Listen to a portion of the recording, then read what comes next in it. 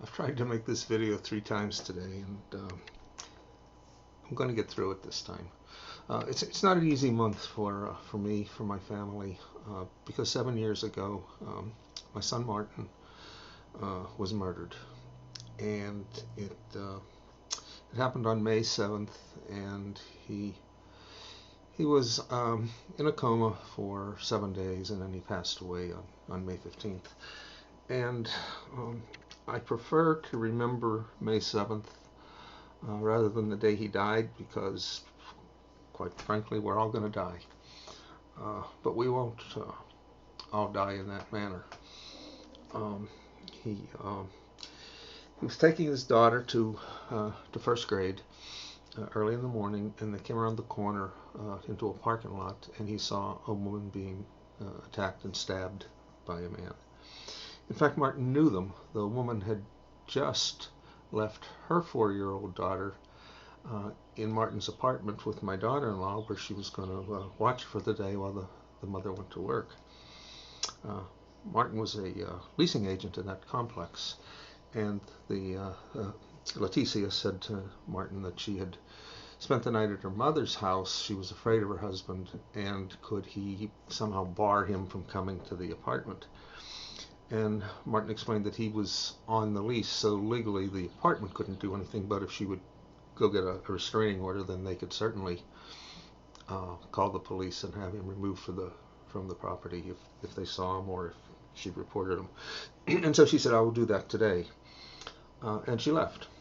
And less than 10 minutes later, Martin left with Fiorella, my granddaughter, and he saw what was going on. He ran over, he intervened, not before Leticia had been stabbed 17 times, and in the process, Martin saved her life, but he was stabbed 7 times, and one of them was just directly into the brain. So he was taken to the hospital. I was in California. This happened in Dallas. I got a phone call that morning from my daughter, and immediately, first plane to Dallas, and went to the hospital, and I saw him. For the next 7 days, we virtually didn't leave the hospital. I mean, we did, of course, but somebody was with him all the time. And as I remember, and they did everything they could. I mean, they tried to relieve the pressure that was building up in his brain, and a few days went by, and he had a stroke. And at that point, I just looked at the doctor. Previously, we'd been thinking about, is he going to be paralyzed? Will he be able to function completely? And then I just looked at the doctor, and I said, well, we're really talking about survival now, not paralysis. And he nodded. So anyway, the day that Martin passed away, as I remembered, I sat to one side of his bed and just held his hand. Nanoy, his wife, she just laid beside him and held him. And his mother kept her hand on his forehead.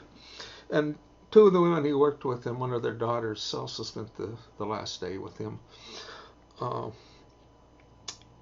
So anyway, I prefer to remember the day that he showed what he was made of,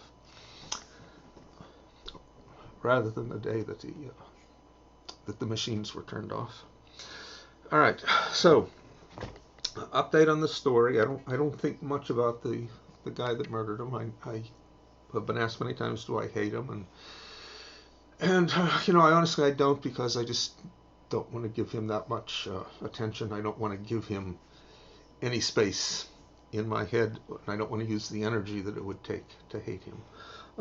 The good news is that the authorities, he managed to go to Mexico. The authorities in Addison, Texas, and in Dallas, the Dallas DA's office, they were able to figure out about where he was, simply because his mother was sending money every month to a relative in Mexico whom she had not previously been sending money to. And so when they investigated who was receiving the money, there was no indication that they needed the money from somebody in the United States. Um, I spoke with the Addison lieutenant who printed out a picture of Martin from the internet and kept it on his desk. And he told me it would stay there until they had apprehended the attacker. I spoke with the marshal for the northern Texas district, whatever they call it, and he said I can get him. I just need the paperwork. I need the I guess it's called a provisional arrest warrant from our State Department, and then of course the Mexicans have to agree to extradite him. Otherwise, we just let him know that we know where he is and he can run again. So it took some time, but eventually I got a phone call. It was like, I don't know, 6 in the morning, and it was a police officer from Texas saying, "I know it's early, but I thought you'd want to know. He's on a plane. We'll be picking him up at the airport, and he'll be in the Dallas County Jail by this evening." And then, as the morning wore on, I got emails and phone calls from the U.S. Marshals from the Dallas District Attorney's Office. To shorten the whole process there, Nanoy, Martin's wife, and I, 2 years ago, went to Dallas to give victims impact statements. And the fellow that murdered Martin is serving two 55-year terms. One for the attempted murder of his wife, who she was there also for the victim's impact statement, and she carries those 17 physical scars. I don't even know how many psychological scars she carries, and even her little girl. I know one of the things that makes me saddest is that my granddaughter, who's approaching 15, doesn't really remember her dad so much because she was so young. So anyway, every year I sort of write a post on Facebook or something about this, and I decided this year I'm just going to make a video. I'm not getting younger, and my penmanship sucks, so I can't really write anything anymore unless it's over a keyboard. So I just make this little video. We miss him. Well, we think about him all the time. Martin's name was Martin Leonard, and he was named after 3 of his grandfathers. My maternal grandfather was Martin. In fact, he raised me. My parents were divorced, and my father was a career Army officer. So day to day, Martin, my grandfather, was the man in my life. My paternal grandfather's name was Leonard, and I didn't see him as often because we just lived further away.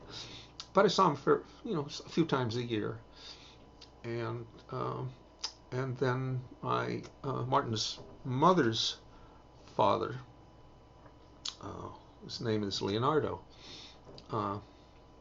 So Martin was named after 3 important men in various stages of my life.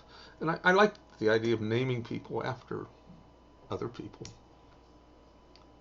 You don't have to do that, but I like it. I was named after my father, and I have a son named after my father, then Martin.